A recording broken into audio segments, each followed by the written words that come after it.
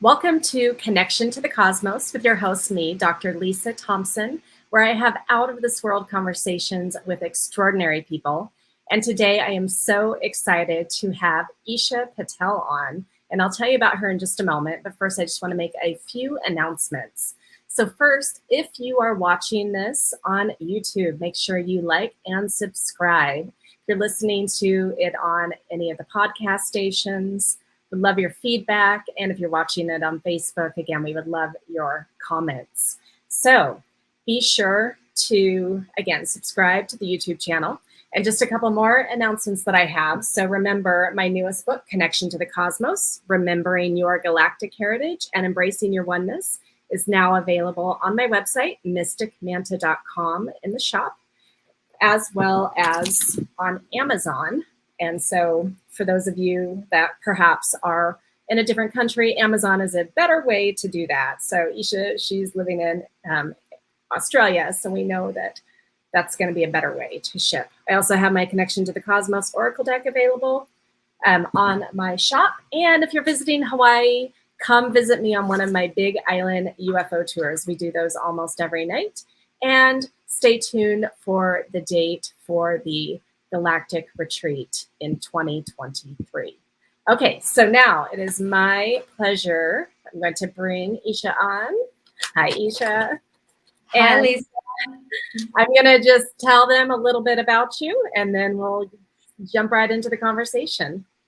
Okay, so Eesha Patel is an international channeler, speaker, author, and healer. She's the founder of the Origin Activation Method, a powerful multidimensional energy healing modality that is currently being taught to world-class coaches, speakers, and entrepreneurs. In the last 5 years, Eesha has helped over 10,000 people awaken and step into their purpose with abundance. Eesha now helps 6- and 7-figure transformational leaders multiply their transformational abilities 10 times to make quantum leaps in their businesses for maximized profit, impact, and ease with Origin Activation. You can learn more and connect with Eesha at www.eeshapatel.com. So good to have you here, Eesha. Thank you so much. I have been looking forward to this chat for a while because I know you and I vibe on very similar levels when it comes to the whole galactic side of things. Yeah, well, I can't wait to hear about how that all came about for you. But the very first thing that I ask all my guests to start is, what kind of household did you grow up in? Was it spiritual? Was it religious? Give us some background on how you grew up. It's a great question. So my background, I'm born in India and my mum is Hindu and my dad is Muslim. Now, if you know anything about Indian culture back in those times, that was a very controversial pairing. So typically back then, most people in India would have an arranged marriage, right? Whereas my parents had what we would call there a love marriage. So they were the rebels, the black sheep of their families. They went off with each other and both the families hated it. And so it was very interesting for me growing up with that diversity in the household, because on the one hand, I would watch my dad doing the Muslim prayers when I was younger, and then my mum would take me to the Hindu temples. And so I was exposed actually to both, but then add on top of that, they put us kids in a Catholic school all the way through growing up. So I actually grew up with the Bible stories. So I grew up, with the parables and the scriptures and all the stories about Jesus and Moses. We did the Old Testament, the New Testament. So that was my upbringing. And it wasn't until probably my later sort of teenage and early 20s where I branched off more into spirituality. I explored the Baha'i faith. I went on Baha'i pilgrimage. So I guess my spiritual and religious upbringing has always been one of diversity, which I think has kept me very open-minded to the experiences that came later on in life. Yeah, that is amazing. And I do know a little bit about Hinduism and Muslim. My first ex-husband, he's actually Indian. He's the father of my daughter, and so I got to learn about your culture somewhat by being married to him. And so that's a lot to take in and process as a kid growing up. It seems like, because you have the idea of reincarnation in Hinduism, right? Where in the Muslim faith, reincarnation isn't really a thing, is it? I don't know as much about the Muslim faith as I do about the Hindu. And I think that's because, I mean, there's, at a personal level, there was conflict on both sides. And then my dad's Muslim parents didn't want him practicing things. And so I guess I had a bit of a mismatch of information coming through to me.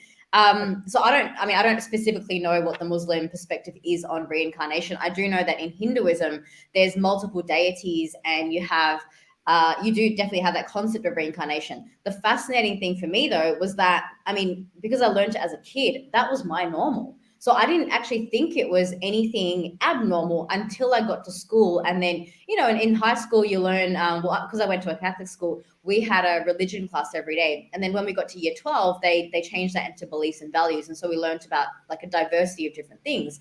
Wasn't until then that I started to realize that other people didn't grow up with these beliefs. So I was like, oh, maybe I'm a bit different, For me, it was just normal. Like I just always grew up like that. And the one thing that my parents always did teach me, even with their diversity of religion, was just to trust in God.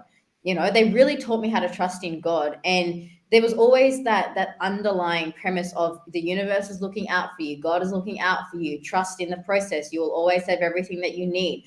Those were some of the beliefs that were ingrained from a very young age. And I think, later on down the track, when it did come to business and abundance and all that sort of stuff, and I'm sure the challenges of starting a business, those beliefs really helped me. So not necessarily from any particular religion per se, but just the concept that there is a God and that we're not here on this planet alone, I think was fundamental to eventually landing me where I am today.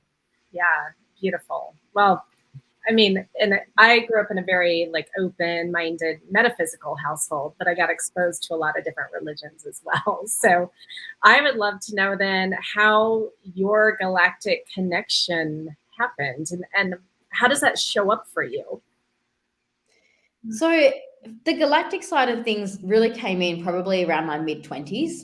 That was when I had a massive, massive spiritual awakening, and it was catalyzed by going through a breakup. Then I went through that whole process of moving out of home. I dropped out of uni. I suddenly decided to book a trip to Mount Shasta, which, as you know, in Hawaii is a very powerful destination. I actually went to Hawaii as well. So I had a friend in Hawaii that I met up with, and I was connecting with the different ley lines. And to be honest, the whole thing happened really, really quickly for me. My experience of this type of awakening was overnight. Like it was just, I woke up one day and I was channeling beings from another dimension, it was so sudden. And then I started receiving these sacred geometries, these codes. I later found out they were from the Acturians. And within about 5 weeks of starting this process of awakening, I was facilitating sacred geometry DNA activations and like selling out events within like the first few weeks of even having the awakening for myself, Wow. So I guess it was quite, it was pretty hardcore. Like it was really just like, here you go. It was all just kind of dropping it at once. And then there were some other key milestones in that as well. Because as I started opening up to the multi dimensions, I actually used the process called the Merkaba light body activation. Now, that was something I started in my early 20s, but I didn't have the actual awakening from that until several years after practicing this regularly. So every day I was activating my light body. I was going into these dimensional spaces. And one day I had this experience where I just heard this voice that said, "You're in the 13th dimension." And I was like, I mean, you're talking to 21 or 22-year-old me who's like, what the hell is a 13th dimension? What is dimension? What am even I in? I had no idea. So, I jump on Google. I'm like, what's the 13th dimension? And then, there's nothing there. At that time, no one was talking about it. I went through pages and pages of Google search and nobody was talking about it. So a lot of my awareness of the multi-dimensions came through my own meditation practice. I didn't have someone telling me, this is what the 13th dimension is. This is what the 7th dimension is. Like, I mean, it's not even that it was misinformation. There was no information. So I kind of just had to figure a lot of it out through that. Yeah. So, okay. So when the channeling started happening, because I this year actually started vocal channeling my Arcturians. And so I'm curious, is that how it came out for you, or was it through writing or some other way? The first channeling experience I ever had was like a trance channel. So I literally was just like, I could feel the separation between my consciousness and whatever this thing was, and it was just coming through, and it was so fast. I mean, I know I talk pretty fast anyway, but this was even faster than that. It was just like streaming through consciousness, and I just had my phone there, I just recorded it, and then I listened back to it later, because at the time that it was happening, it was like my consciousness couldn't even keep up with the words or the flow of frequency that was coming through.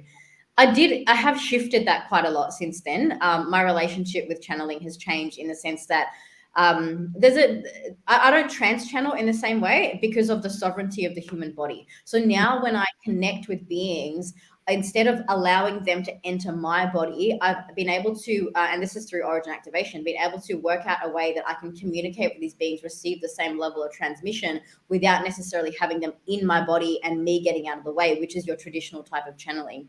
Right. So now it's more, now I can do it in lots of different ways. I can do it through meditation. I can just, I can just talk to them right now. I can connect with them just as is. And I think, again, that's after years and years of meditation practice. I also have very physical sightings and experiences. So when I go out and I look at the night sky, I have physical flashes. I get a lot of photographs of orbs, so they come through in orbs and pictures as well. They've come through in my artwork, because sometimes when I'm painting, I'll just like go into a bit of a trance and something will just appear. Also through to writing, because I do like writing as well. So sometimes I used to write channel, like consciousness stream of writing, and then they would come through in that as well. So yeah, lots of different ways that they can come through. Okay. So is it still primarily Arcturians that come through you, or are there other entities that are coming through as well? I can connect to anything in the multiverse now. Arcturians, Pleiadians, Lyrians, Andromedans, beings that people haven't even heard of. I've connected with like all the archangels, all the angelic realms, basically any planet in the multiverse, in this universe or another universe, you name it, can be connected with. It's all there. It just comes through at different times and spaces. For example, like recently there's been, through this Lion's Gate portal, there's been specific energies, the green Tara, there's the Lyran frequencies that have been coming through. And then at other times it could also be like the whale and the dolphin beings. So I can connect with those realms, the inner earth realms, Telos. I can connect with Adama, heaps.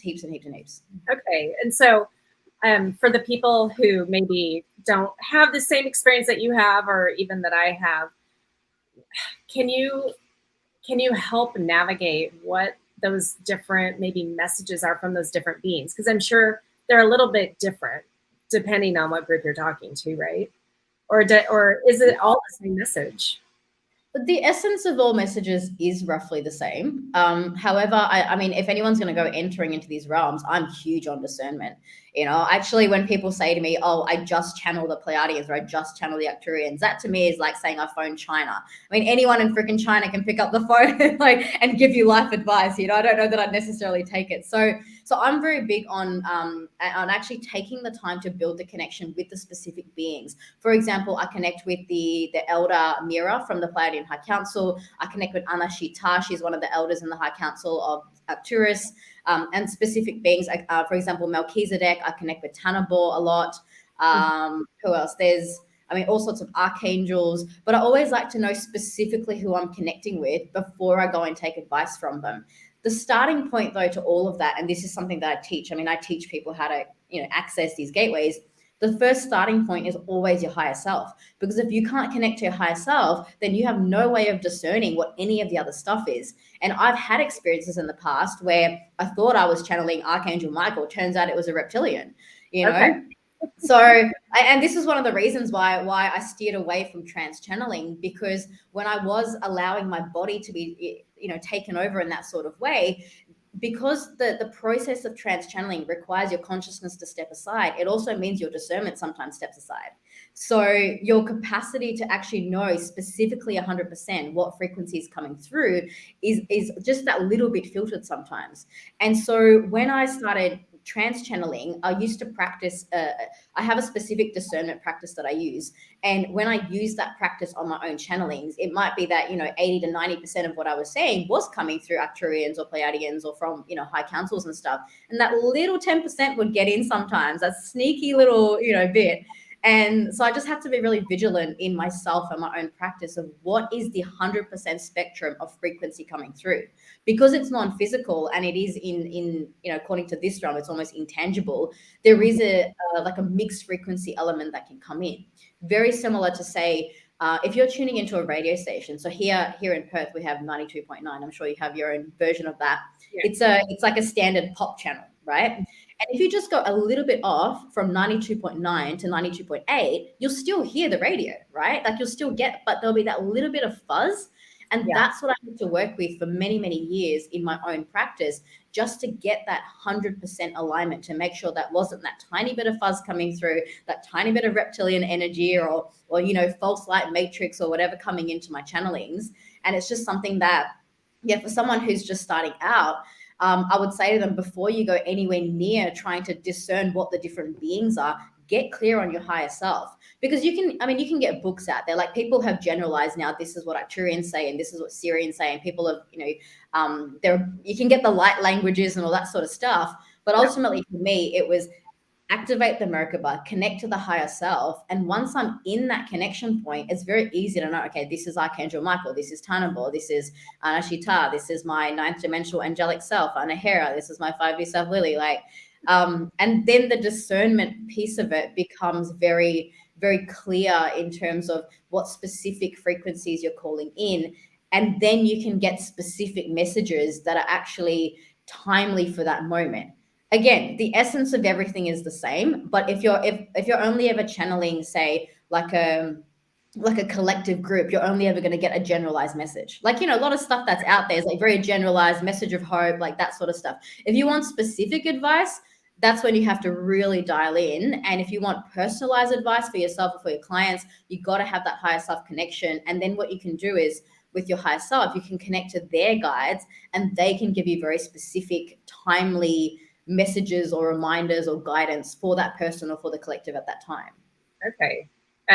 Great explanation. And I do have a question, because I get asked this a lot on our UFO tours from people coming to visit about the reptilians. And I have my own experience and understanding about who the reptilians are, knowing there are different reptilian races. There are reptilians that reside in different dimensions. And so, yes, and they're not all bad. That's right, just for the right, yeah. Exactly. So even though you brought that have up, a bad one, for sure. I want to make sure that the people watching aren't like, yeah, those reptilians, Yeah. I'm glad you brought that up. We don't hate the reptilians. There's actually, can I speak to that just a little bit? Because I know that people have this generalization of different races, like angels are good and reptilians are bad. And it hasn't been my experience either, in that when I have connected with different beings, all I see is beings at levels of evolution.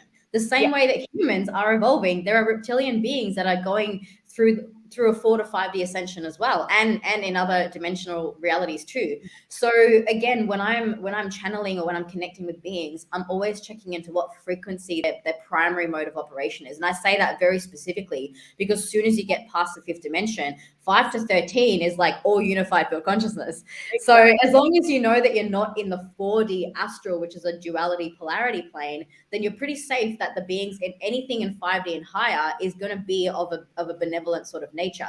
It's only in my experience the beings that are transitioning from 3-4 into 5D that are still in that duality consciousness, and humans are part of that. I mean, heck, we kill ourselves on this planet, so we're not exactly like the highest, ascended beings on this universe. There's definitely, room for a lot of growth. And at the same token, the way that we have compassion for ourselves as a human evolving race, we can have compassion for those other beings as well, because there are beings in the 3D and in the 4D on other planets, other, realms who are just evolving like us. And so, so I think it's really important to say that, some of these beings have a bad rap and maybe it's a bit unfair, and maybe we just need to show kindness and compassion the same way that those beings do for us, because the higher beings that I've always spoken to in those, in those spiritual realms, all they've ever shown me is love and compassion. They've never sat there and judged me for where I'm at. I go, oh, you're so 3D, or, oh, you're so like duality, whatever. They're just like, hey, Eesha, just rise higher, feel the love, here's the love. It's it's a consistent, unconditional love.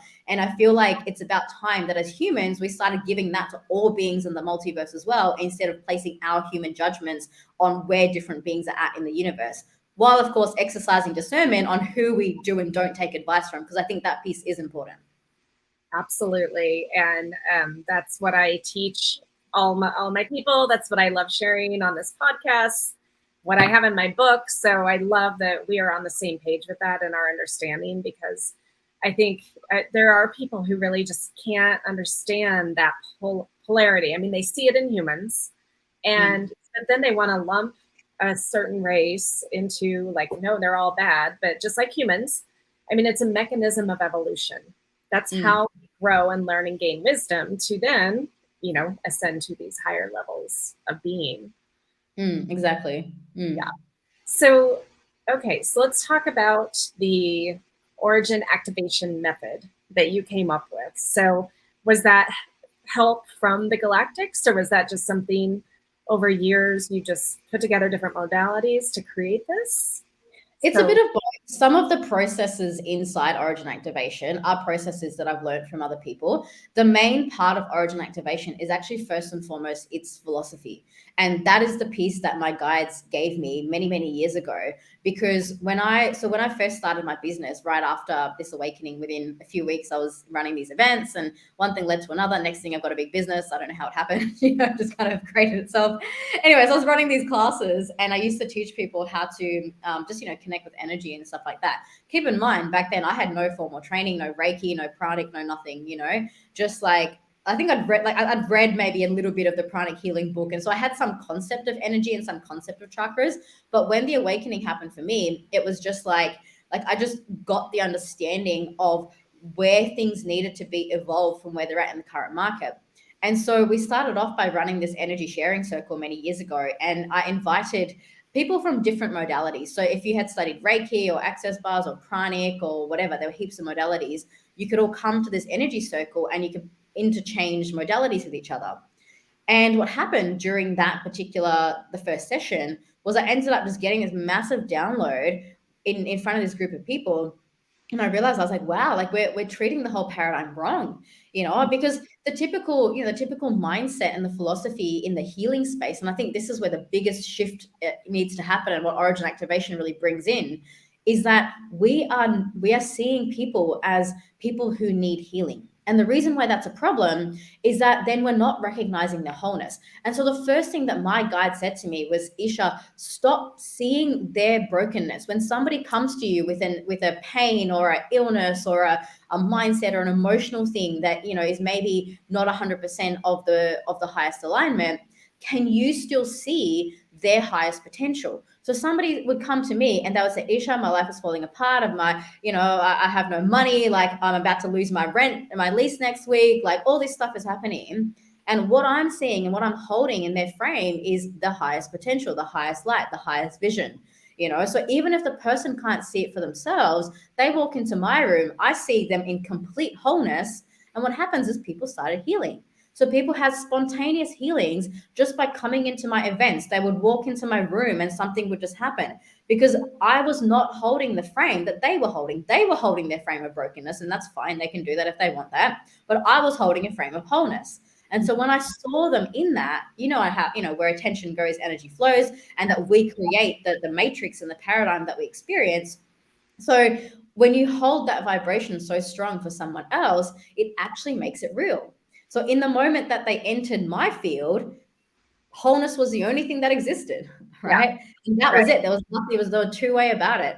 And so from that, that comes in the 6 key principles of origin activation. One of them is you're already whole. The other one is everything aligns to the highest vibration. There's a series of other principles that I go into, and it's the philosophy that really guided the origin activation. And it is more a philosophy than it is a process, because the actual processes inside of that are things that I've learned. Some of it has come through the guides as well, specific practices, specific tools, color frequencies, how to use certain things, how to apply processes I've learned from other people in a healing context. All of that's come from my guides. But ultimately, it's not about the process, because you can ditch all process. I think we're at a point in humanity where we're going beyond modality. Back in the day, it was scripts and processes, and now it's like, cool, I don't care what process you use. my students who study origin activation end up developing their own modalities through the process of that, because they embody the philosophy, they embody the principles, the universal principles of healing, wholeness, wellness, and frequency, to really embody that present, that shift. And so my students, who've studied with me for a couple of years, they're not using the same processes as me. I don't give them any scripts, none of that. They just know how to tap into source and to download what is required in the moment. And I think that's the key behind origin activation. It really just takes you back to the origin. Yeah, that's incredible. Well, and that's, I mean, just like we all have our, inner wisdom, we all have access to source energy and instant healing within our bodies. And so I love that you don't have a specific process that then they are just duplicating, that they get to integrate it and create their own, so that Exactly. it fits them and that's something that they'll actually do. Because so many people are like, well, no, you have to do it this way. You have to use this specific way. But what I have learned over the years of doing different practices, I went to a spiritual school growing up where we learned all different modalities of like really honing in our clairs and doing telepathy and remote viewing and other things. And what I now know is that really intention is first and foremost everything.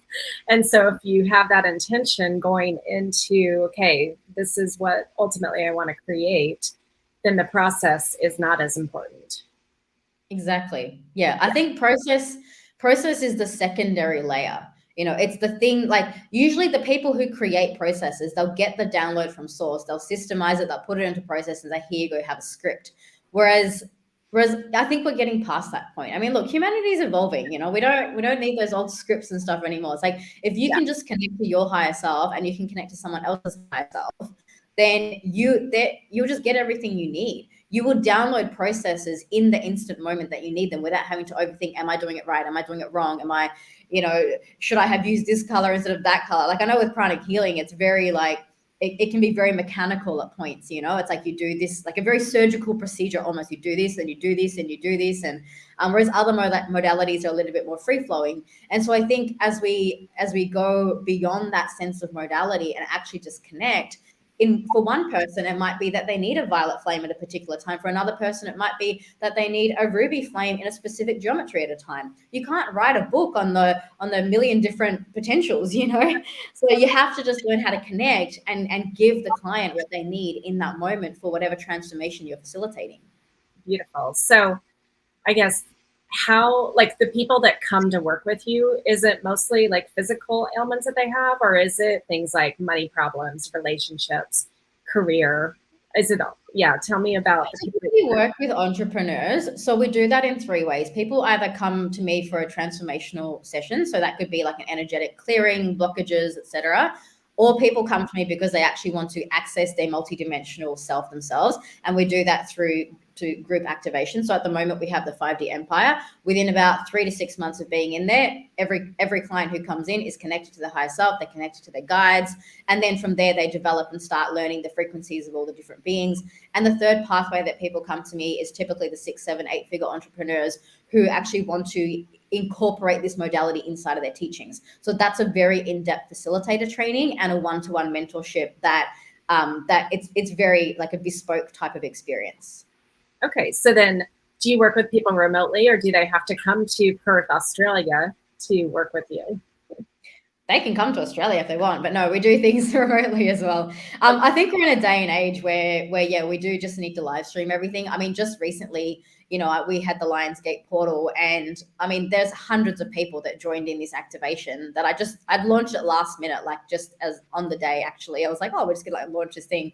And we had hundreds of people all over the world joining us. And I had this thought in my mind that I think my days of running small local events are far behind me, which I used to have. I mean, I had a studio, I had a brick and mortar studio. My first business was very local, and I used to have everything in person. People would come.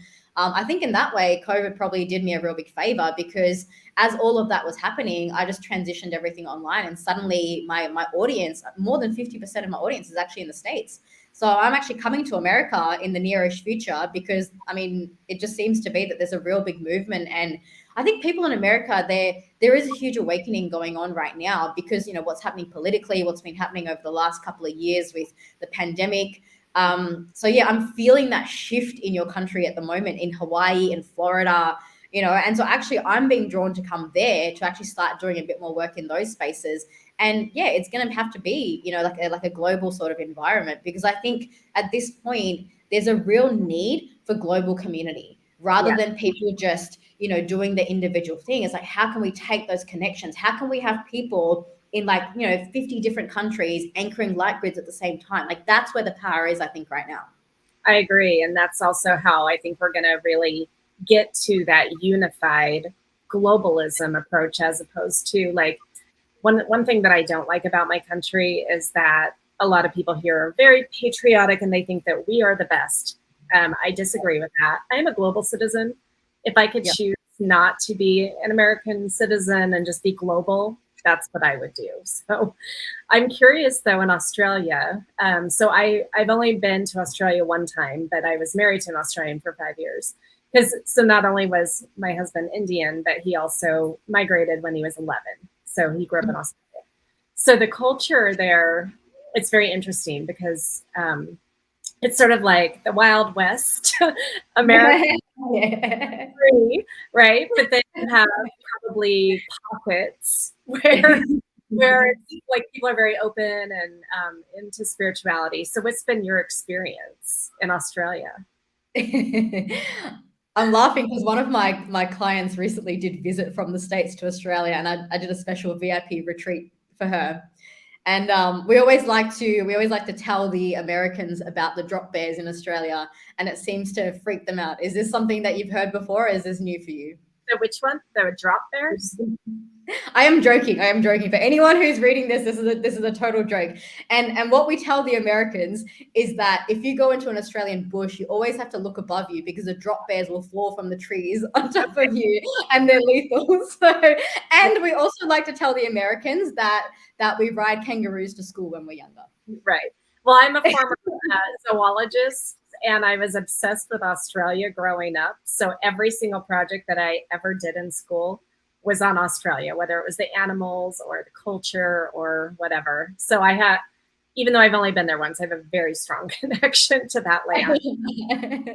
I think jokes aside, I think we have a very diverse Australian, I would say, even political climate, like in many ways. I mean, I've observed America, and I find that in America, things are really intense. We certainly had a bit of intensity here during the pandemic. There were some states that just had some really crazy experiences with like the military and stuff like that. So we have had that a little bit more recently. But I think spiritually here in Australia, people are quite open-minded, and I don't see that same level of like patriotism with certain things. Like over in America, people are like, I follow this rugby team, and this is my team, and I follow this spiritual practice, and this is my practice. Whereas here in Australia, I just find people more laid back, you know.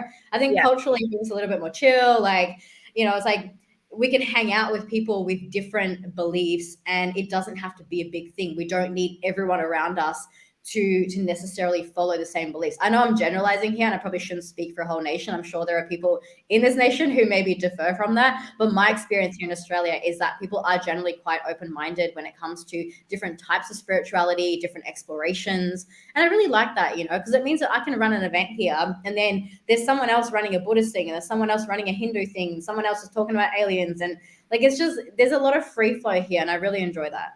Yeah, I love that. Well, and I mean, obviously, we have a bigger population in our country. And so you coming here to the States would help really open up your clientele if you're finding, you know, the right resonance with people.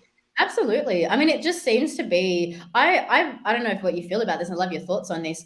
I'm feeling really drawn to Florida at the moment. There is something happening in that city. I don't know what it is, and I haven't really researched it, but something is just pulling me over there. And I know other people that are in this field that are kind of converging in that area as well. And so Yeah, I just think that there's some big shift happening. I did hear recently that when all the stuff was going on with the pandemic, that Florida was one of the more free states. So I don't know if that's part of it, but I just feel energetically the grids there. When I tune in now, I'm tuning into the the ley lines under Florida, and at the moment it just feels like a massive beam of light is coming up from underneath. And so I think a lot of light workers are just being drawn there at this particular moment in time for whatever is about to happen in that space.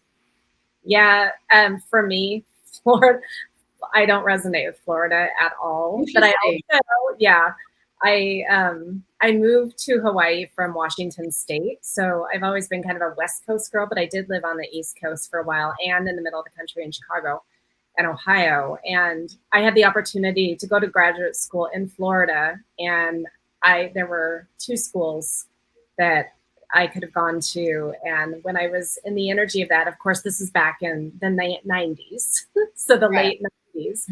So things are probably a little different now. But the energy of Florida back then, I was like, nope. But also the weather for me, couldn't handle it. But you are right. It was definitely through the pandemic, one of the open states. But, we have spiritual people on kind of both sides of the spectrum in terms of whether they think that's a good thing or a bad thing. Where like Hawaii Right. totally shut down, and we moved here in the middle of the pandemic. We actually didn't get to even see our house in person. Our agent did a video tour, and I'm like, okay, that's the house, and we bought it pretty much sight I unseen. have almost identical story because here it's funny. It's and I've been watching what's been happening in the States as well. If you Right. compare the west to west and east to east parallels, here in Western Australia, the west coast completely shut down, whereas the east, where I was in the Gold Coast, was completely open. For I think we only had like one or two lockdowns or something for like a few days. Like we had the most sort of liberal experience out of everyone. And some people have also said to me, and this might be part of the ley lines and stuff, that the vibe in Florida at the moment is very similar to the Gold Coast. So I Mm, think there is some sort of thing going on between there. I don't know exactly what's happening just yet, but I'm yeah, feeling the flow of energy, like west to west, east to east, and just seeing that parallels between Australia and the States. yeah, very interesting. So, and Hawaii, like, you know, I had visited here a couple times, but there's always been the strong connection of like my first guide that I met was a Polynesian warrior. My number one spirit animal is a manta ray, which we have a resident population around here. And Yes. um, and then when I first met my Arcturians, which was 4 years ago, I also met Goddess Pele that same night.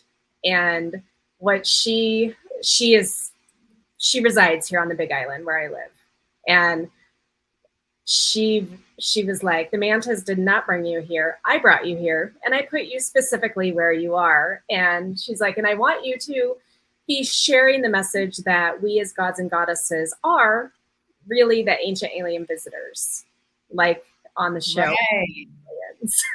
So, I did miss the name of the goddess. It just glitched oh, for a second there. Can you repeat that? yeah, Goddess Pele.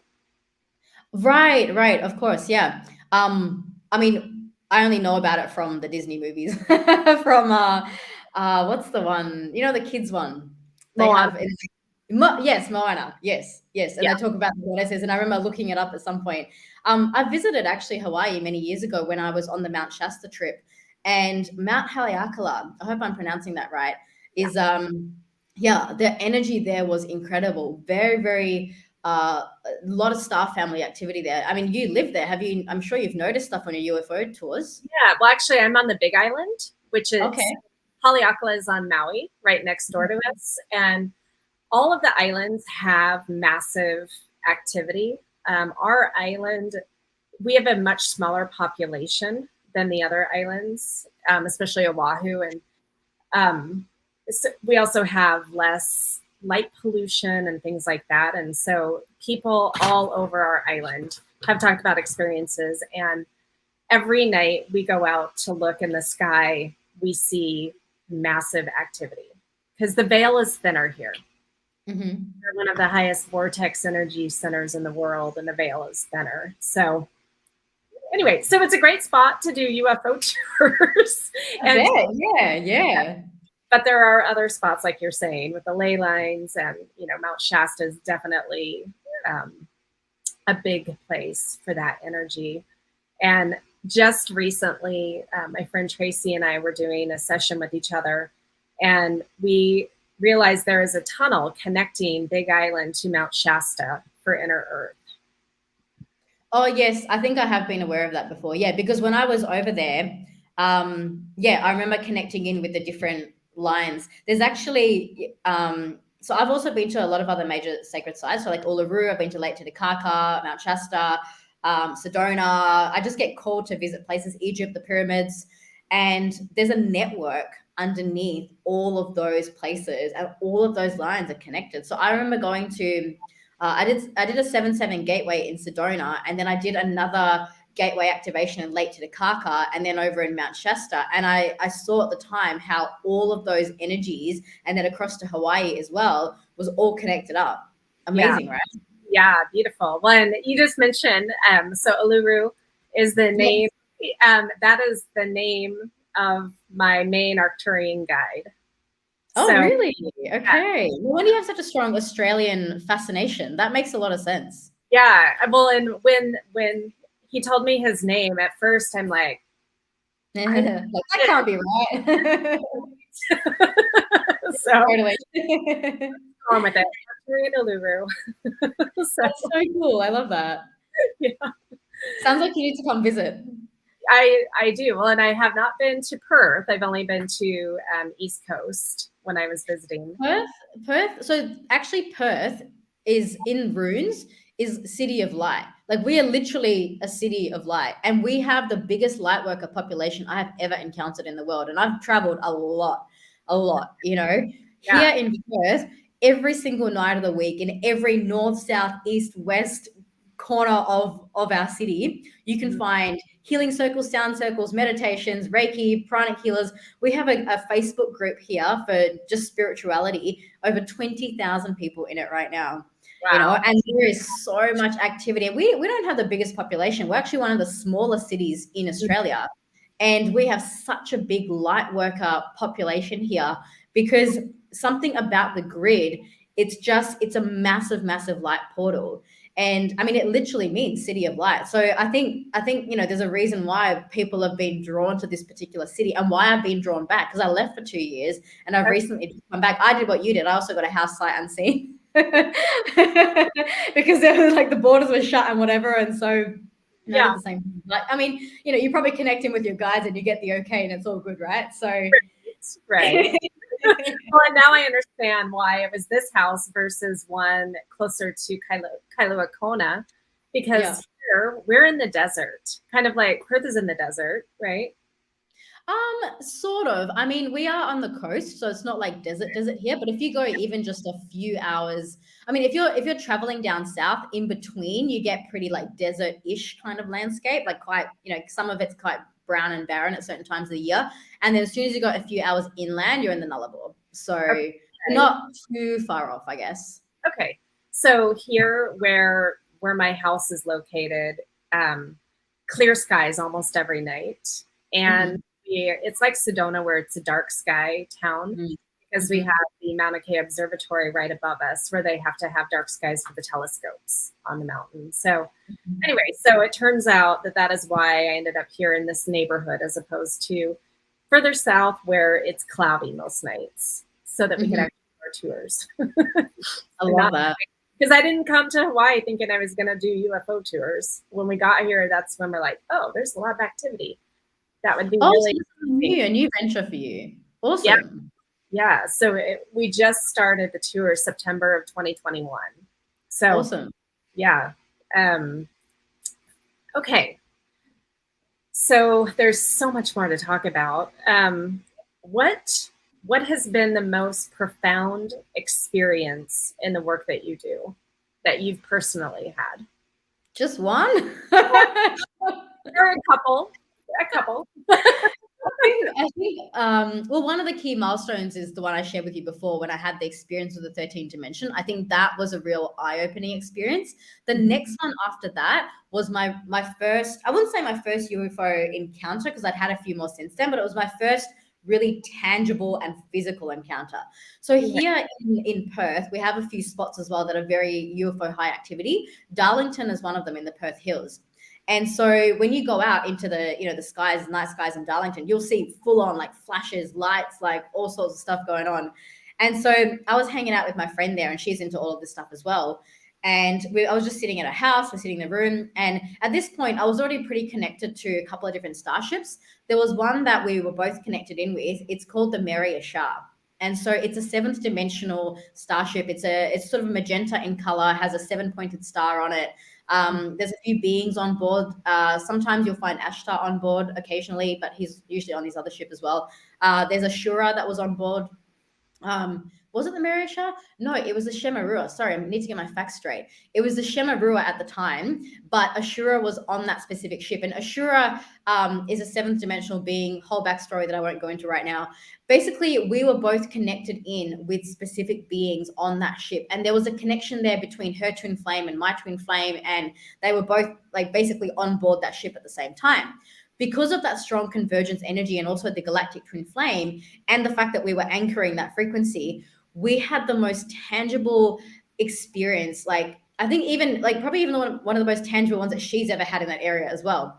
Basically, we were sitting there, and then she just gets this message from one of the beings on the ship that was like, we're sending down a beam of light. And I kid you not, within seconds, giant white beam of light comes down through, like from the sky, through the room. The whole room is filled with this bright, bright white light. And all I can see is like through the fog, like a thick fog, just like the tiny little outline of her face. It felt like time and space was like completely warped. Like she was only sitting maybe 1.5 meters across from me on the couch, But in that moment, it was like she was like miles away, like over in the distance. And it was nuts, man. It was nuts. That was my first very, very tangible, direct contact experience because we were already connecting in. I mean, I'd had telepathic contact for at least a year, I would say, at that point. But to have that translate physically through, that was the first time that it really came through with that level of strength. Then a couple of hours later, after I'd freaked out and gone like, what just happened? Then I went outside, and just above the house, we could see the starship was still there, and it just flashed 8 times red and blue.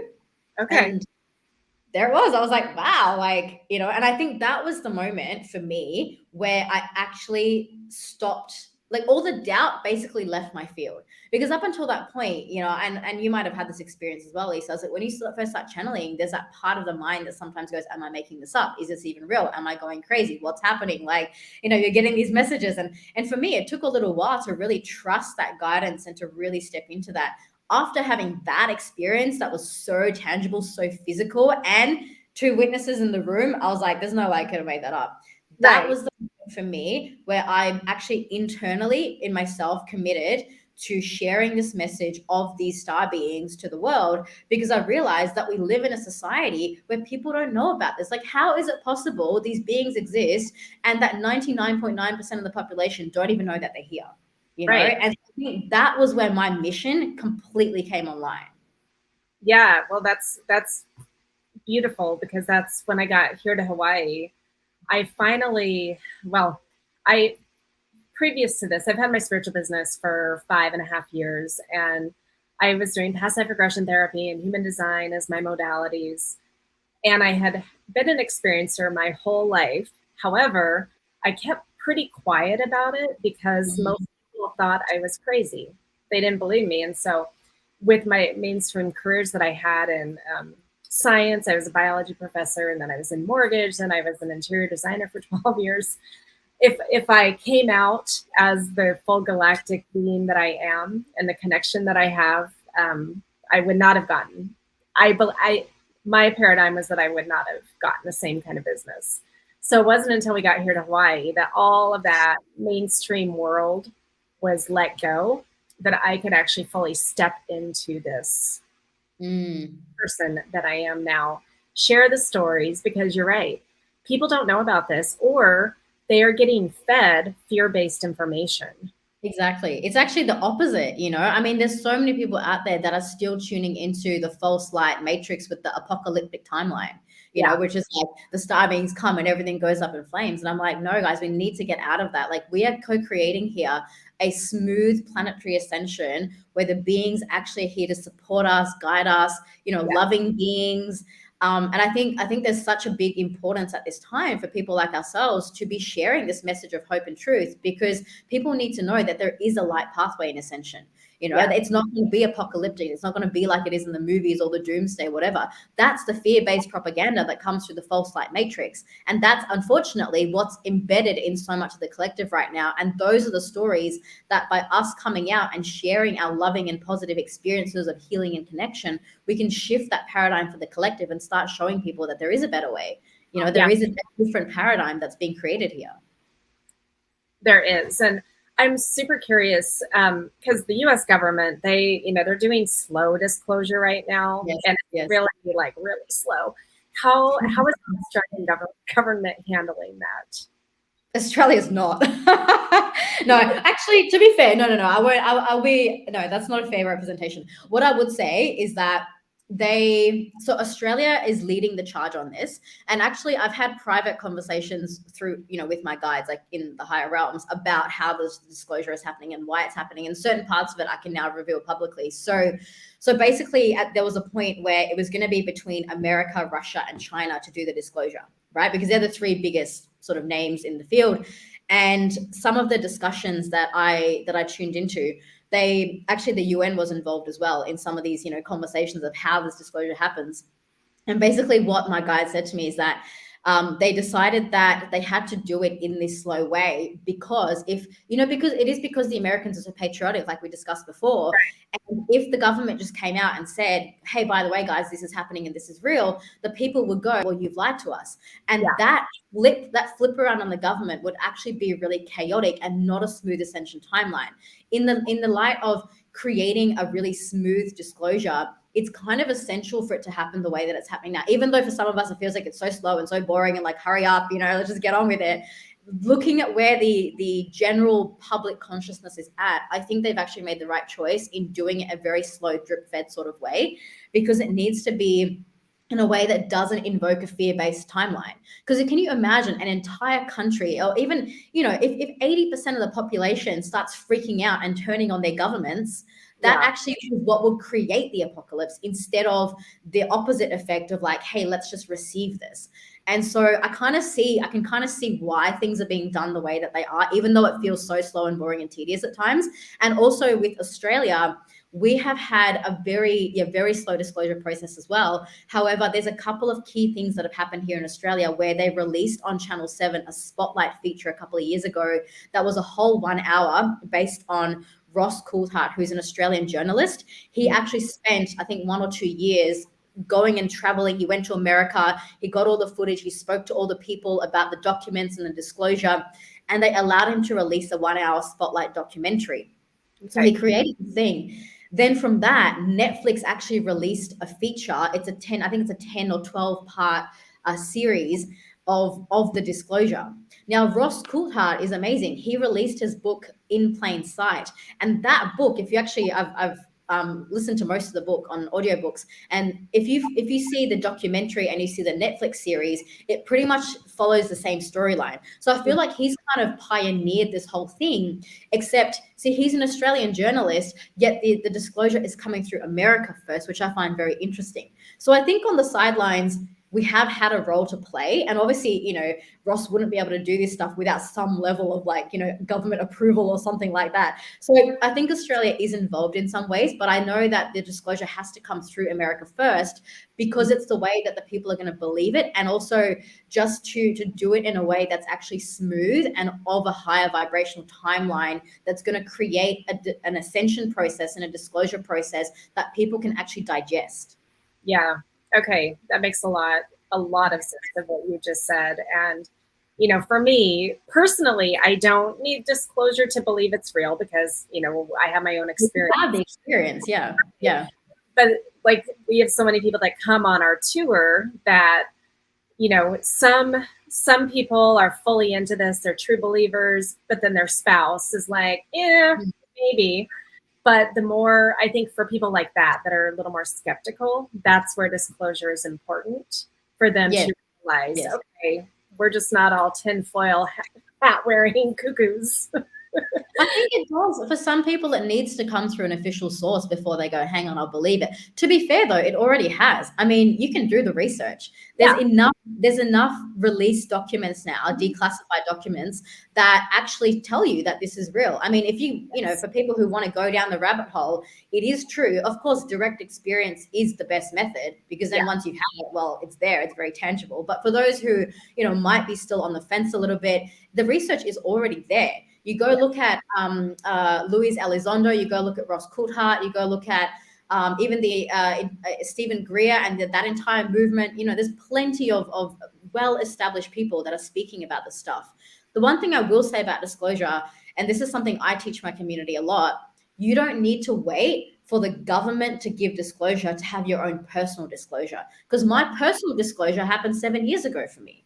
And there are people like yourself and I'm sure many other people in our networks as well, whose star family have already disclosed themselves individually. So individual disclosure has been happening since probably like the 40s. The collective disclosure is dependent on the government. I personally don't want to rely on the government for anything at this point, but I also respect the way that they're doing it for the mass population. And for me, I keep my focus on the ascension through the 1%, because Star Family have said to me that if 1% of the population can truly anchor the 5D frequency, that's all we need for the collective consciousness to really get to that next level. And so, this is why, I've spent the last 7 years dedicated my life to creating courses, experiences for people, activation processes, so that you can have your individual disclosure without necessarily relying on the government to do it in their own timing, because ultimately it's your connection to the multiverse and you have that wisdom within you. Yes. Well, and so people like you and me and others watching out there, just keep shining your light, keep sharing your truth, your experiences, and we will get to that 1%. And it's not long either. I mean, the timeline is less than a decade from now. Yeah, that's pretty incredible if you think about it, what that shift can be. So, okay, we are running out of time. So at this point, I would love for you to tell people how they can find you and how they can work with you, some of the different ways. We talked a little bit about that, but if you can just give a summary of how people can work with you. So yeah, I work with people in predominantly 3 ways. There are people that come to me, business owners who want maybe like a deep level of transformation through the origin activation, clearing money blockages, helping with business vision, strategic plans, that sort of thing. So if anyone here is a coach or a healer who needs to get this stuff out there, I do help people on both the energetic and the practical side of things in that. The second pathway is for people who, I do mostly entrepreneurs, but I work with non-entrepreneurs in this as well, is people who just want to awaken to 5D. So people who just want to get to that frequency for themselves. They want to connect with their guides. They want to up level their frequency. They can join our weekly activations through the annual membership in the 5D Empire. That's open to anyone who is committed to doing the deep spiritual work. And we have a number of courses and things that people get included in that. The third pathway is if anyone is listening to this and they are a coach, a healer who's really here with a global vision and mission, people who know that they're here to really expand their practice to that next, beyond global level. Those are the people that I help through my bespoke mentoring, through the practitioner training. I teach them from start to finish how to actually facilitate these group sessions, these one-on-one experiences, connect to their entire multidimensional self through one-on-one mentoring. So the way that you can connect with me, if you go to originactivation.com, that would probably be the easiest way. If you also just search for Eesha Patel, I'm on all the channels. You'll find me on Instagram, LinkedIn. We've got a Facebook group with thousands of people. So just drop me a DM. Let me know that you want to join any of our communities, and we'll be happy to have you in there. Beautiful. Well, Eesha, thank you so much for coming on today and maybe well, there's an opportunity to come back on in the future, and we'll see where the world is at that point. And for those of you watching and listening, thank you so much for taking the time. And we will see you next time on Connection to the Cosmos with Dr. Lisa Thompson. Aloha. Thank you.